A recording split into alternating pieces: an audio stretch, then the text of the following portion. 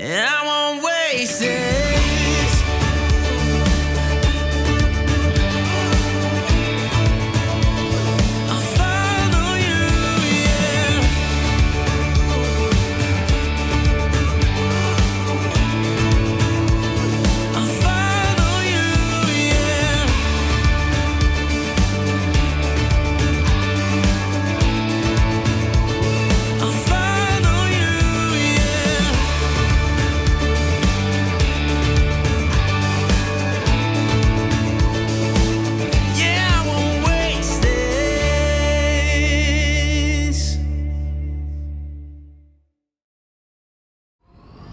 Hello everyone, I'm FARMERSIM and welcome back to Growing the Dream here on Witcombe Park Farm. I do hope you're all doing very well and having a brilliant day. So, we're picking up now, first thing in the morning on the 2nd day of September. I'm in a 5-day month game save here, so yeah, this is day 2.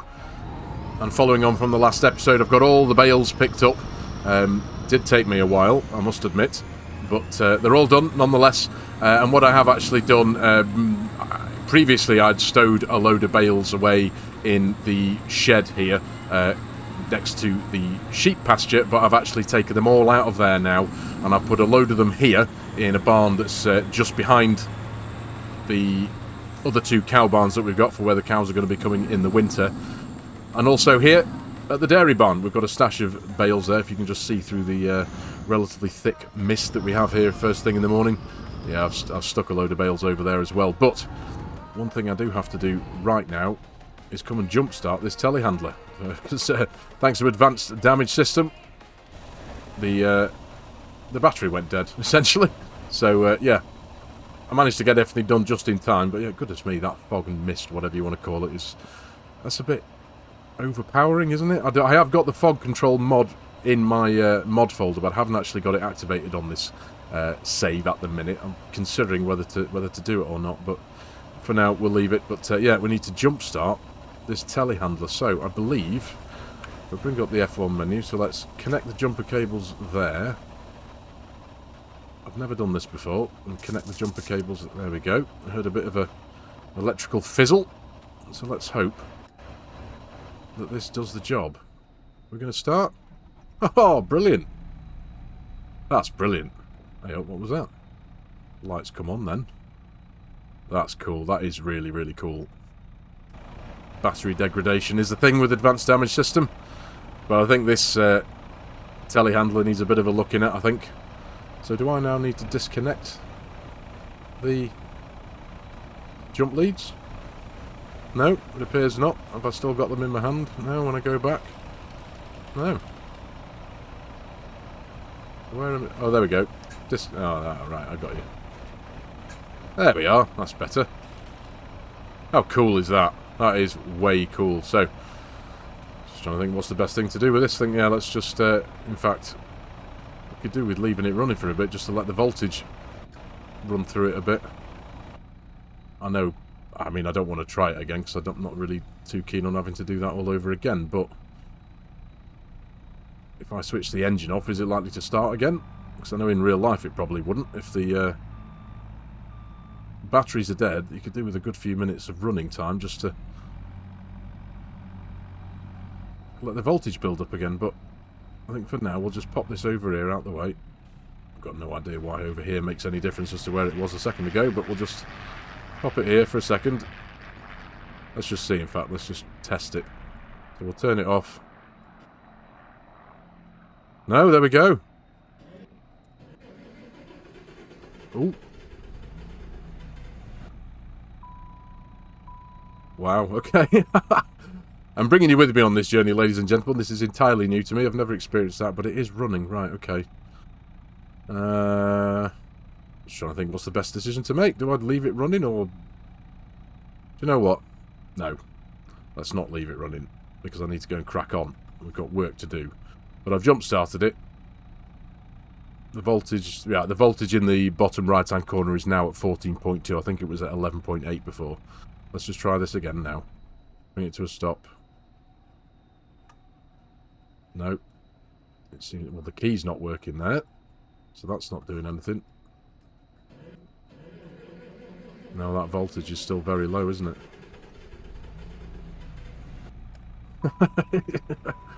Right, okay.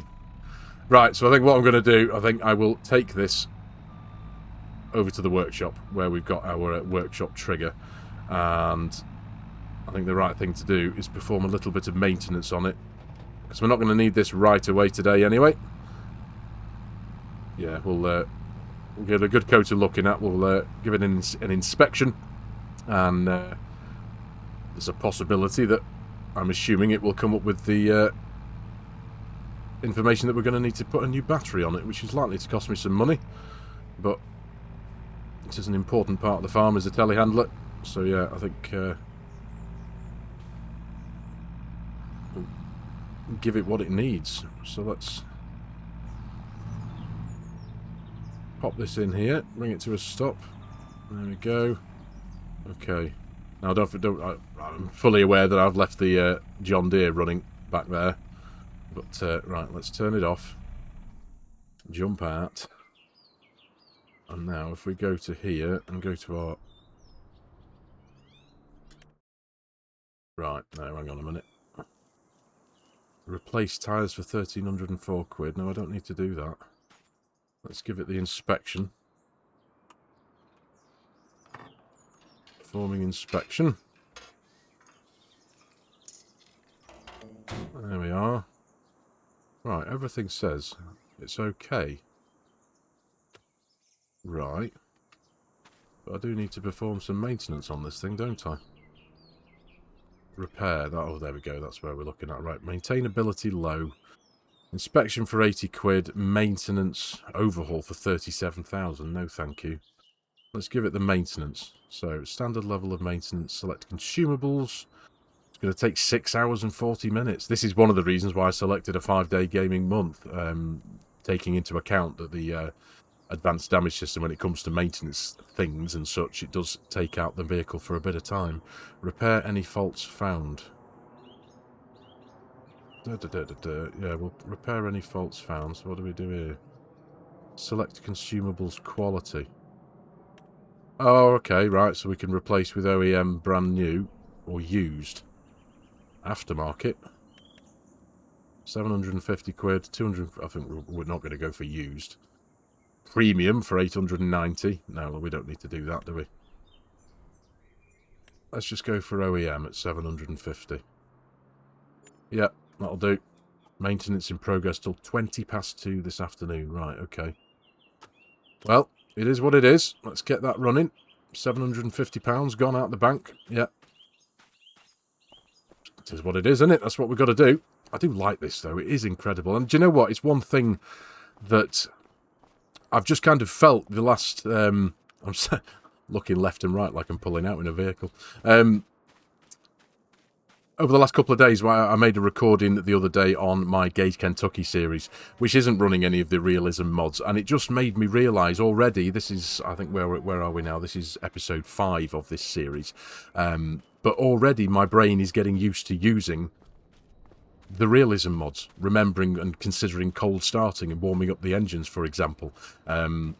Just all the little details that you don't ordinarily think about when you're playing the game in its default state. When you've got these realism mods running, it just makes you think so much more about all the things you've got to consider, and it's absolutely brilliant. It really is.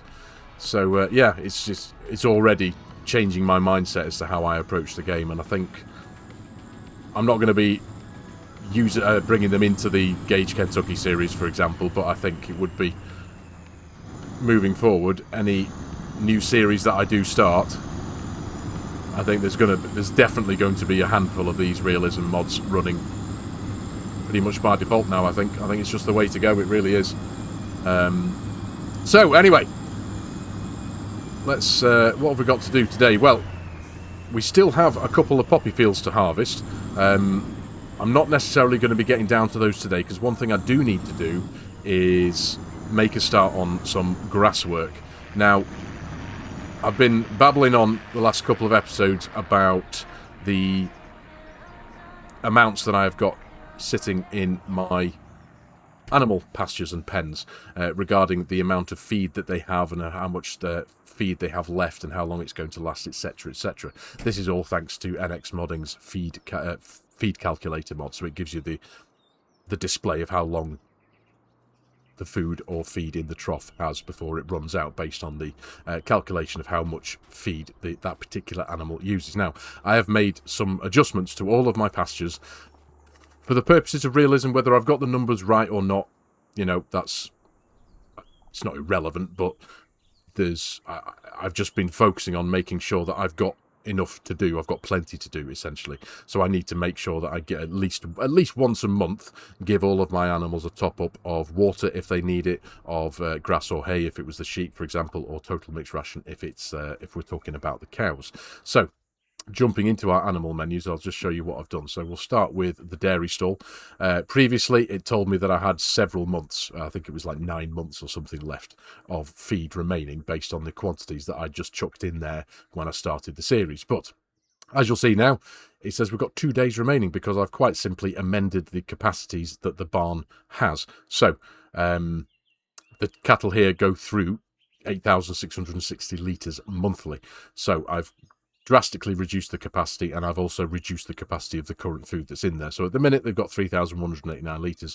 It means they're going to run out of food in 2 days' time. So I need to make sure that I keep on top of that. So that's something we're going to be getting on top of soon-ish. But I can't make any total mixed ration yet, because we've not got any silage. We've not got any. We've got some straw, but we've not got any hay, and we've not got any silage. So there's a possibility I'm going to have to buy in a couple of bales of each, of hay and silage, because, you know, even if we get some grass wrapped today, that's not necessarily going to have fermented within the next couple of days. So there is a chance I'm going to have to fork out for a bit of that. We've got plenty of straw, but I have also reduced the capacity of the straw section of this barn. As you can see, they go through 2,315 litres a month. They've currently got 2,000 litres in there. Our bales are 7,500 litres.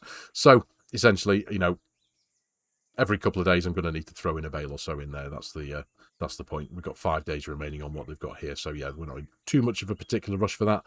I've left the meadows as they are, of course, the quantities in the meadow. So yeah, I've done that. And then flicking through. Now, another thing to bear in mind, you'll have to forgive me, there's so much to bear in mind. I know I've said this multiple times. There's so much information to take on board when you're running all these mods.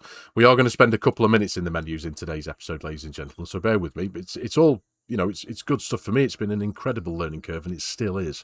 But yes, we have had a lot of our cattle here are now pregnant. We have 25 calves due next year.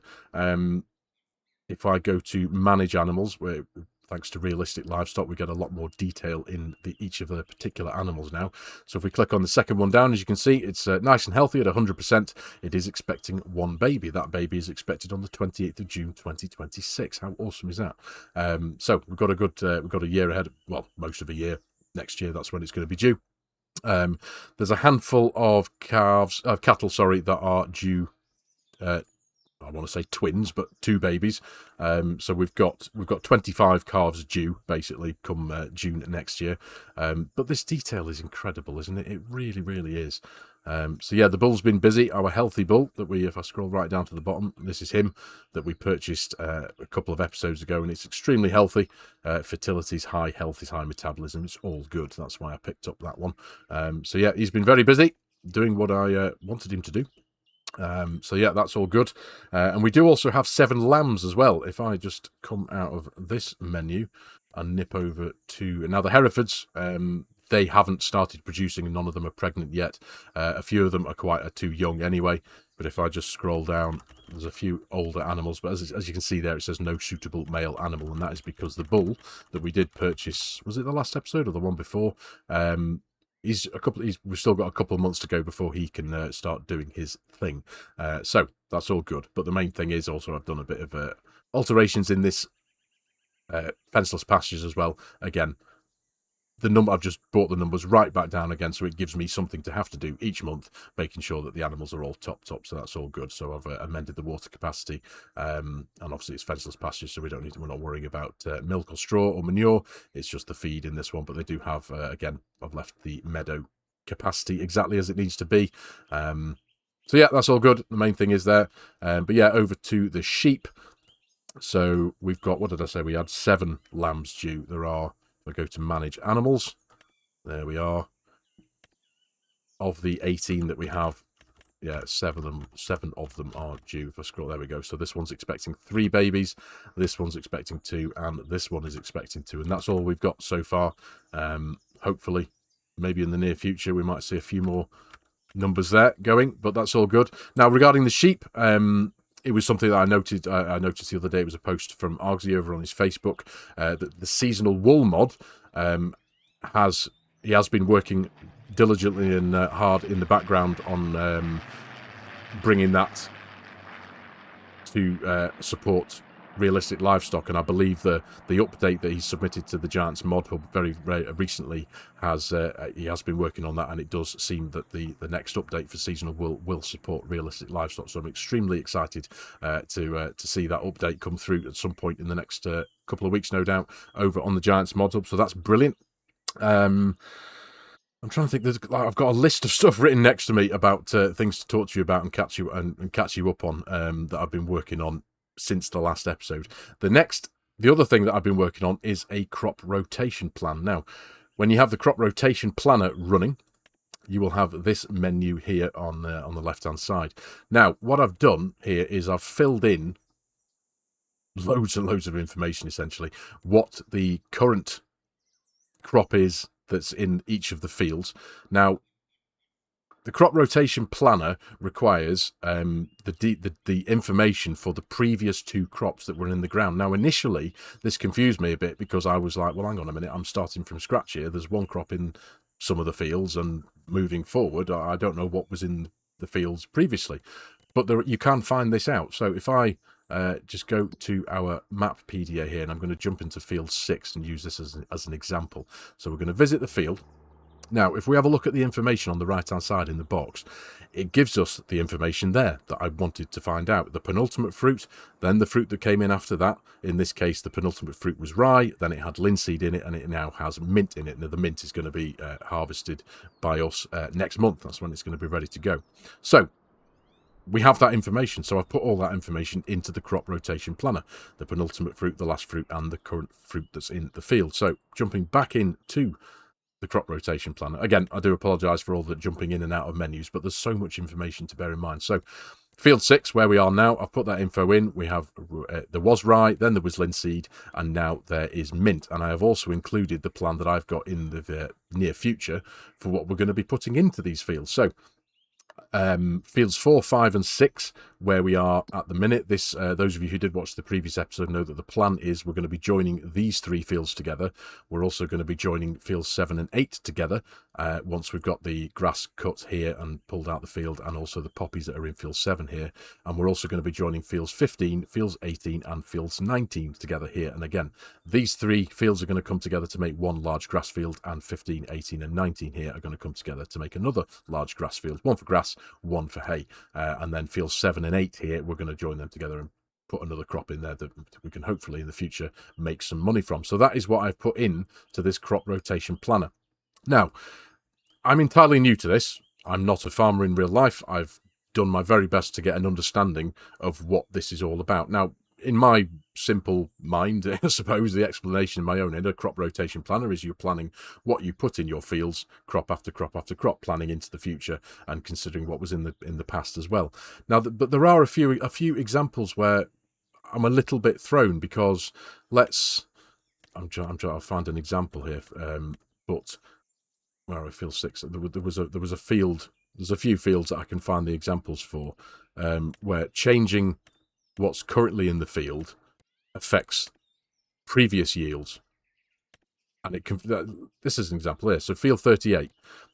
Scrolling and looking at the information according to the field information that I've just displayed to you there in the field info. When you stood in the field, there was a crop of sorghum, then there was linseed, then there was another crop of linseed that we harvested, and that's currently in our silo, and the plan in the future is we're going to be putting canola in there. But if I change that, for example, if I change this barley that we haven't put in the field yet, if you can see here, the yield of the linseed that was 2 crops ago is already changing. Now, am I those of you who know more than I do, please, like I said in the previous episode, I'm not ashamed to say that I don't know everything about farming and everything that goes on. I'm learning this mod as I go.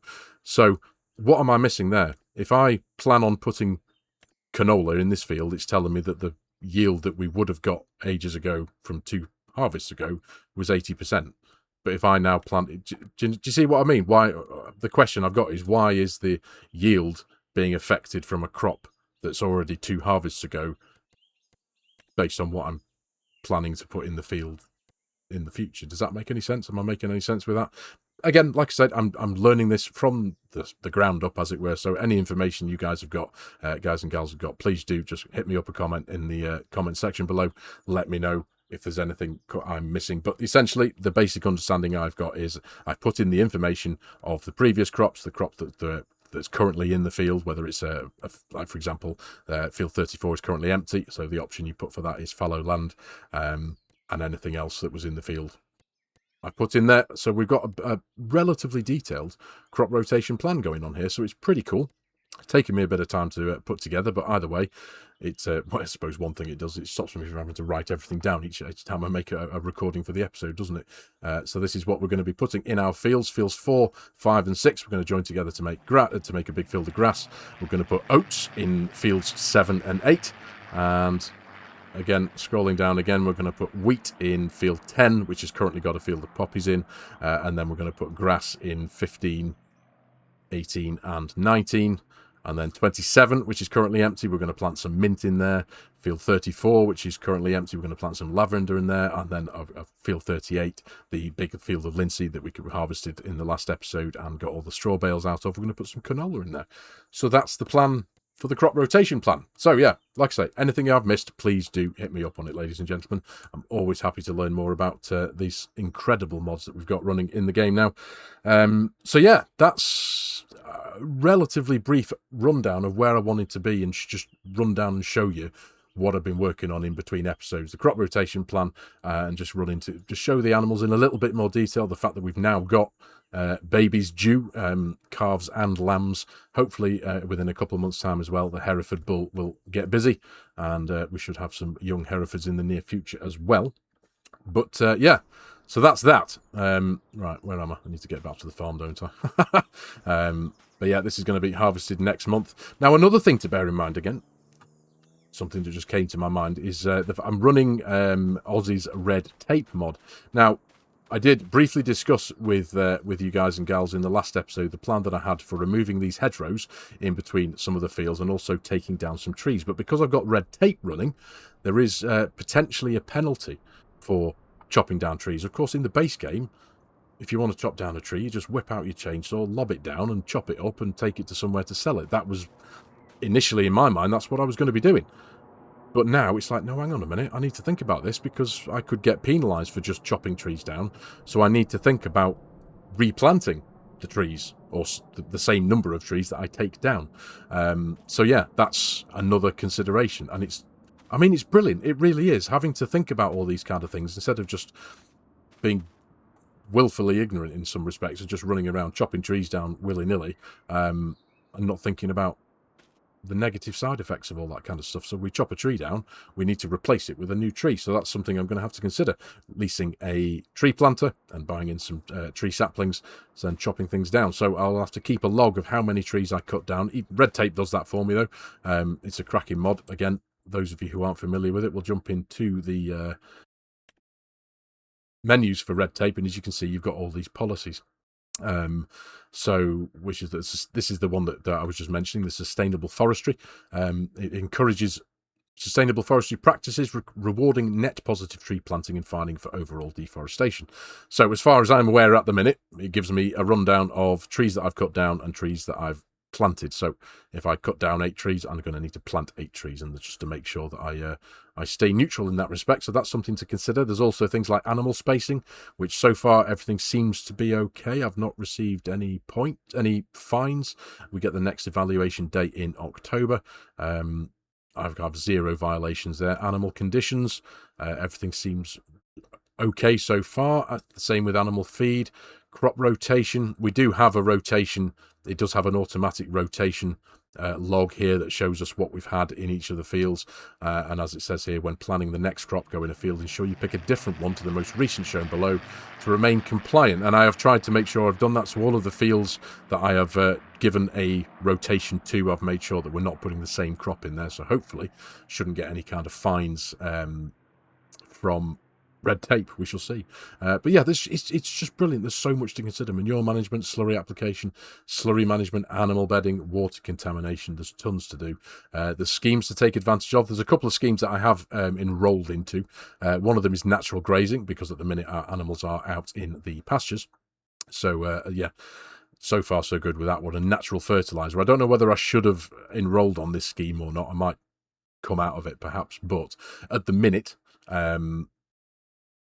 we're not going to be using, we do have some manure and slurry being produced by the cows, but nowhere near enough to be able to spread in our fields because of the quantities of the fields that the quantities of product that the field needs. So I can show you that by jumping into the, which I think is Shift and F, which is the farm kit mod, which has so much detail to it. It encompasses so much, but it does have a field calculator. Now, I did initially have the other field calculator mod running, but I didn't think there was any point in having two mods that do the same thing. And because farm kit encompasses so much else as well, I kind of figured we'd just use this one. So it tells us, for example, that in field 4 we need, if I wanted to throw some natural manure onto the field to fertilize it, I'm going to need 80,000 litres of this stuff, 98,000 litres of slurry and 71,000 litres of digestate. I haven't got anything like that at the minute. So that kind of thing is out the window at the minute. So it's just nice to have this information to know what we're going to be throwing and spreading on our field. So that's that. So yeah, do you know what I mean? There is so much. I'm sure, I really do hope you can appreciate how much more information there is now to take on board in this game with all these mods running. I know I've harped on about it every episode, going, oh, there's so much to take on board. I'm not complaining. It's not a moan. It's not a whinge. I genuinely love all this information that these mods bring to the game. And it is, honestly, it's changing the way you approach this game entirely, and it's brilliant, because farming is not easy, is it, ladies and gentlemen? It never has been, it never will be.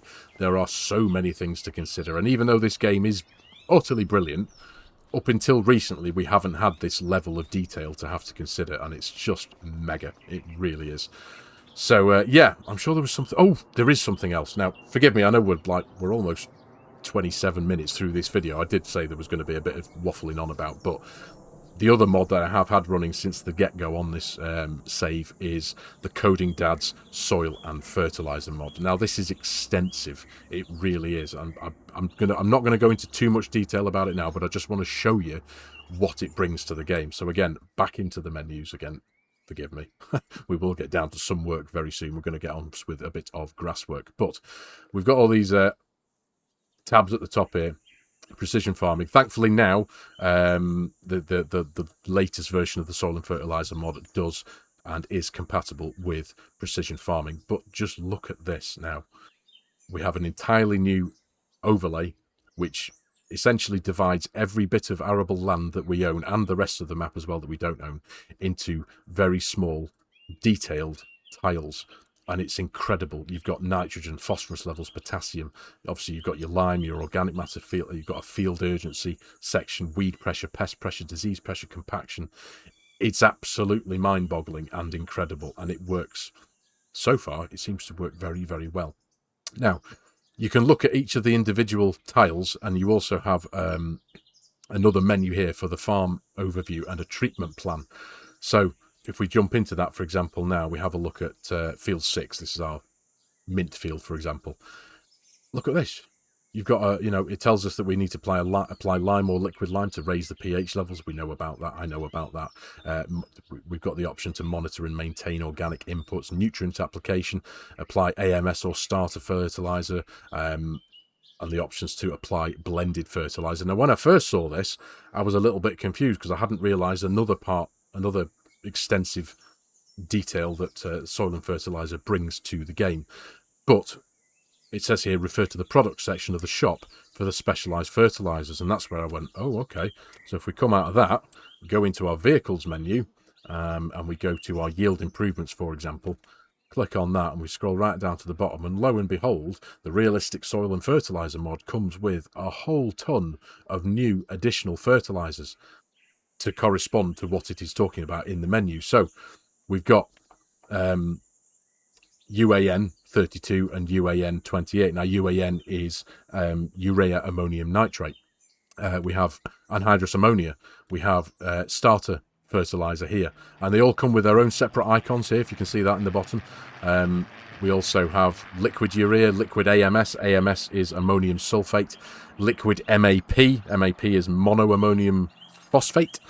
Liquid DAP, which is diammonium phosphate. Liquid potash. Insecticide, fungicide, liquid lime.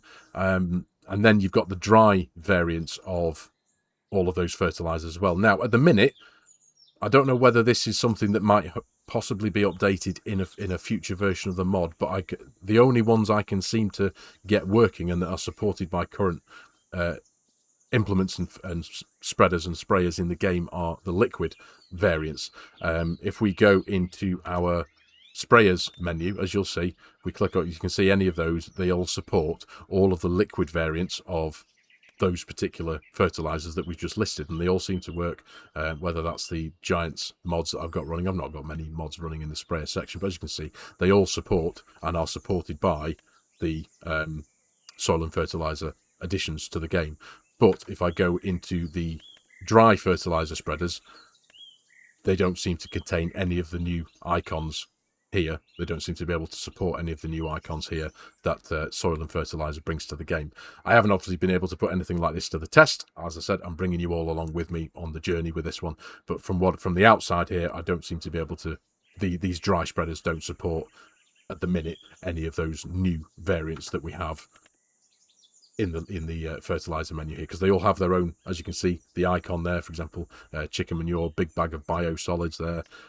They all have their own individual icons, and none of those icons are in the supported list for the dry spreaders. But that's okay from my view of things here at the minute. I've got a sprayer, haven't we, in the shed here, so I don't actually have a dry spreader. I've got a sprayer, and that's so I didn't actually realise that when I was planning out the kit that I was giving myself for the series here.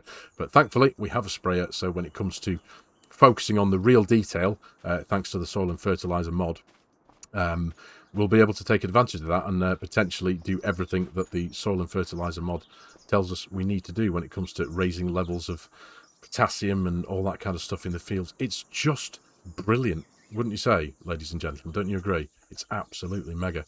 So, anyway, right.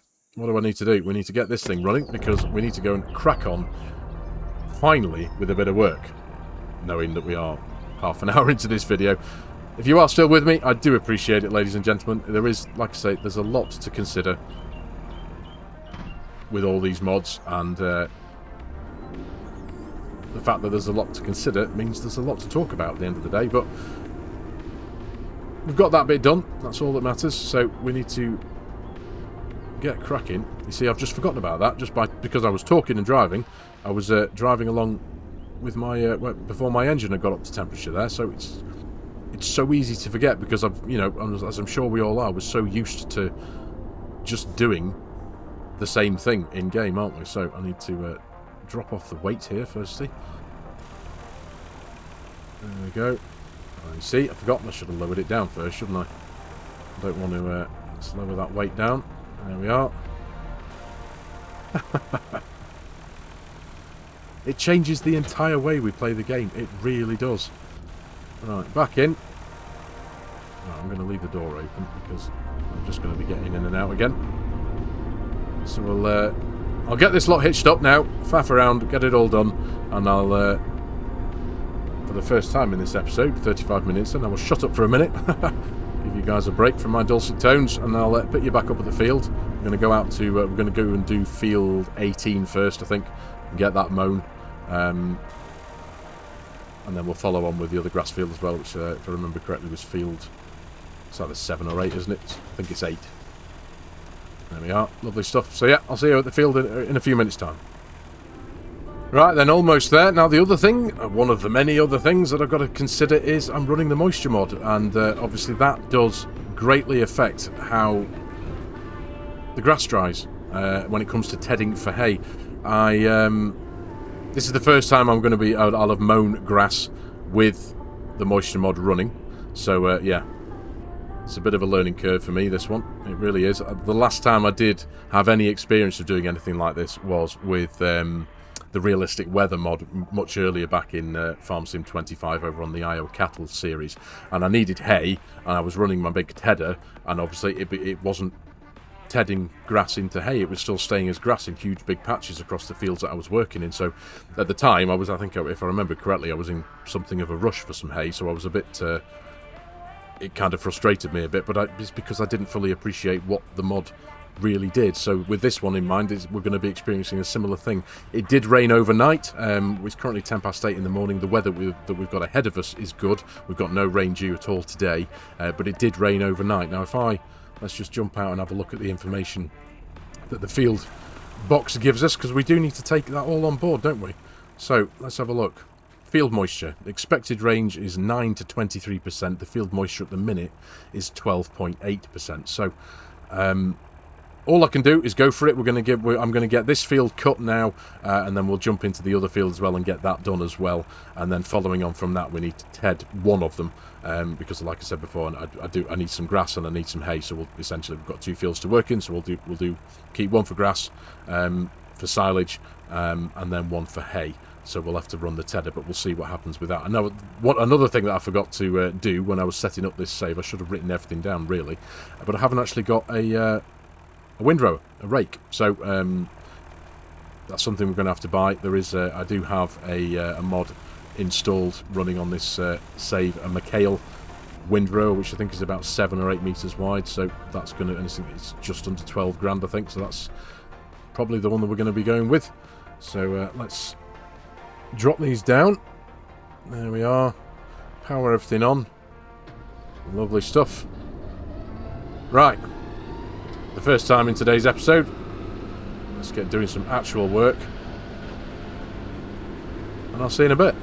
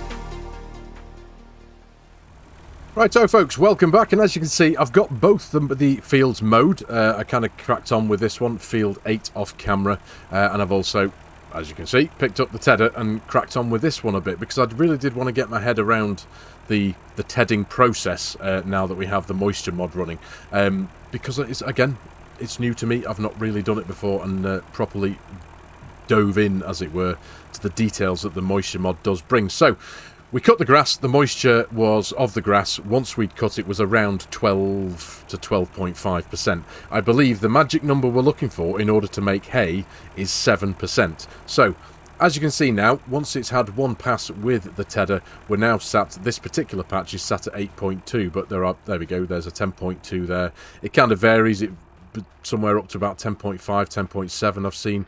It kind of looks a bit darker there. What are we at there? Oh, this is still 10.2. But yeah, so essentially what it looks like is when you make one pass with the tedder, it drops it by a couple of percentage. But if I go to this patch here, where it looks clearly different, as you can see, that grass label in the bottom right turns to hay, and it's now sat at 6.2%, which is brilliant. So, of course, this is the field we're going to be turning to hay eventually. So what I can do, I could try running the tedder again, and running another pass, that will drop it down again. We may well get left with an entire field of hay. There may well still be some patches.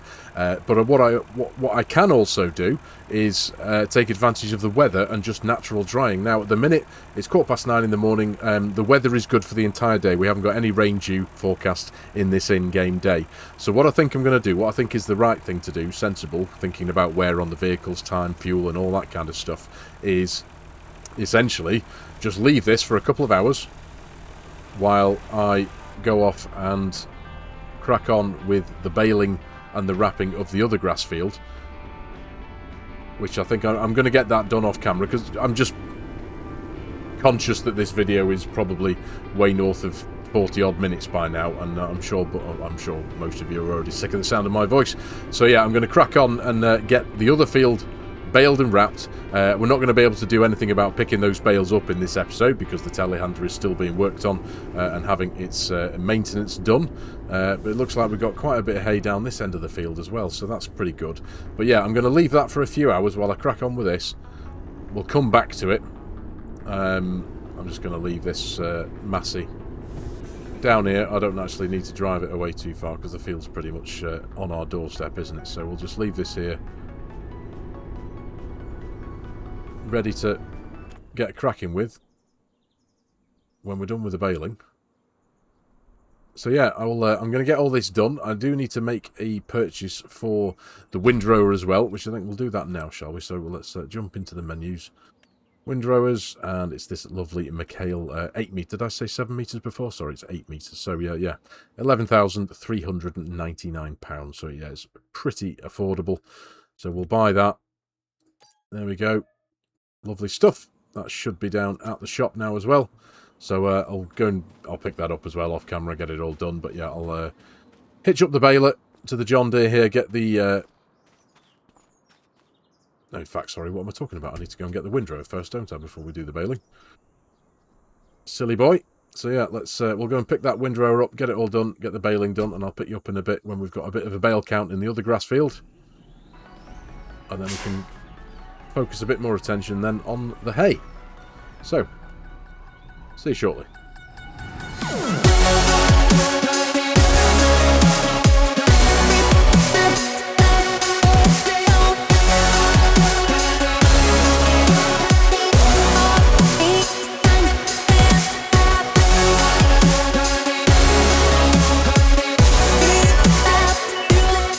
All done, there we go. We have got ourselves 15 wrapped grass bales there at 5,500 litres a bale. Will give us in the near future 82,500 litres of silage. So that's a good start on getting into our total mixed ration that will be getting sorted, no doubt, in the next episode or so.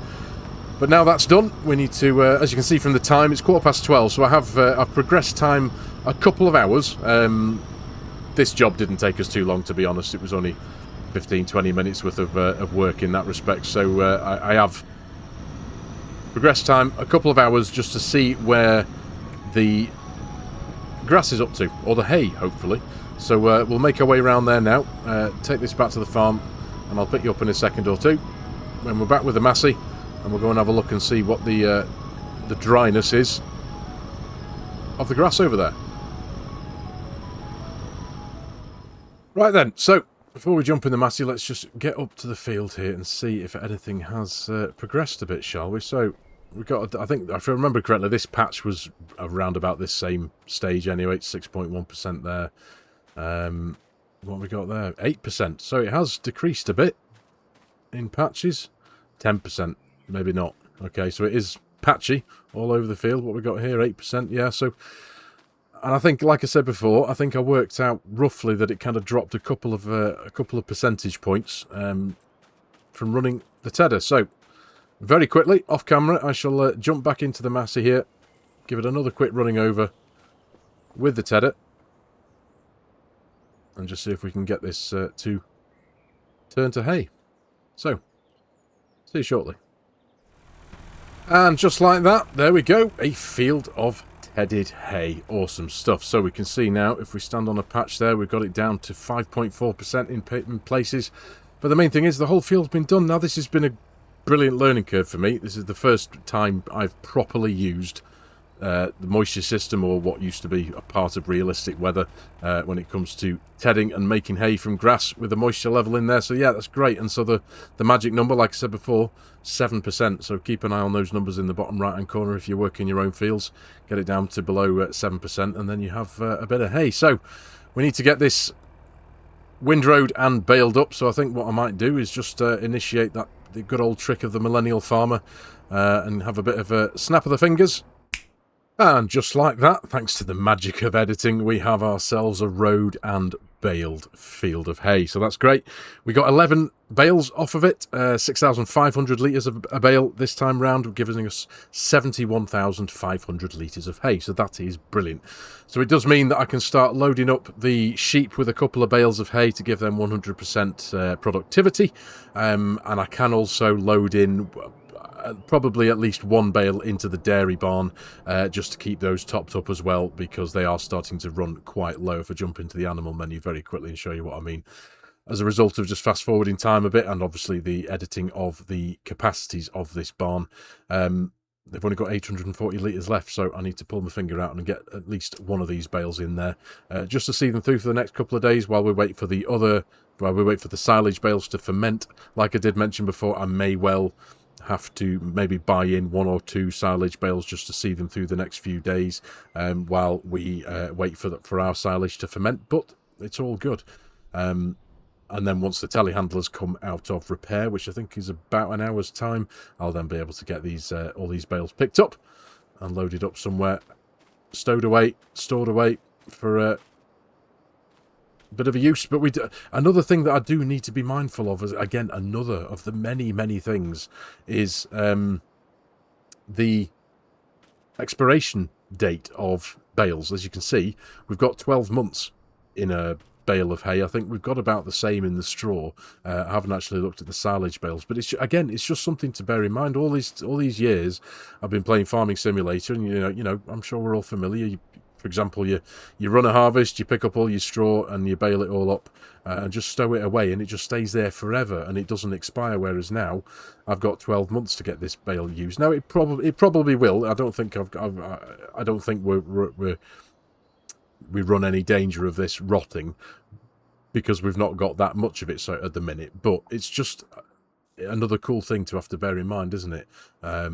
So yeah, that's pretty cool. But onwards from here, as you can see, I have removed this central hedge, something I did mention in the last episode, but this one actually was I was able to delete it through the construction menu. It's in the other fields that when I come to do this work, where I'm joining the fields together, I've got to do those from the posts that are located around the perimeter of the field. But this one, you just jump into the construction menu and delete each section as you need to. So once we've got the poppies done, which will probably be in the next episode, we've got this field here, and just in front of us there, up the hill a bit, we can see just a thin band of the poppies there, field 10. Once we've got all that done, then I can join these fields together, because we do have quite a bit of cultivation work to do in pretty much all of the fields apart from field 27, I think, and field 34 is currently in a ploughed state. We do have a direct seeder, so I don't necessarily have to run the cultivator in that field, but I think it would be a good idea to do it, just purely because of the wear on the machinery. Running in a ploughed, furrowed field, I do believe, puts quite a bit of wear on the machinery, so I do need to be mindful of that. So I think it could be a good idea to run that cultivator in there as well. So we've got, loads and loads of work to do, plenty to keep us busy. But for today's episode, I feel I have droned on for long enough in this one, ladies and gentlemen. If you are still watching, I do appreciate you sticking with me. But for today's episode, I am going to call it here. Thank you very much for watching, ladies and gentlemen. I really do hope you have enjoyed this episode and found it a little bit of fun and a little bit interesting. As always, if you are new to the channel and you like the content, you like the way I'm doing things, please consider hitting that subscribe button and jumping on board, joining the channel. Please give the video a like if you can. It does do wonders, helps the YouTube algorithm do its thing. And also, if you do like the idea of supporting the channel, there are a couple of ways you can do that. There is my Giants Partner promo code. If any of you are in the market for purchasing Farming Simulator 25 or any of its add-ons or DLCs, there's coffee.com if you'd like to buy me a coffee, and there is also my G-Portal affiliate link if any of you are in the market for an online server to play with your mates. Any help and support with any of these, ladies and gentlemen, as always, is massively appreciated. So, thanks again for your time, everyone. Take care, and I'll see you in the next one.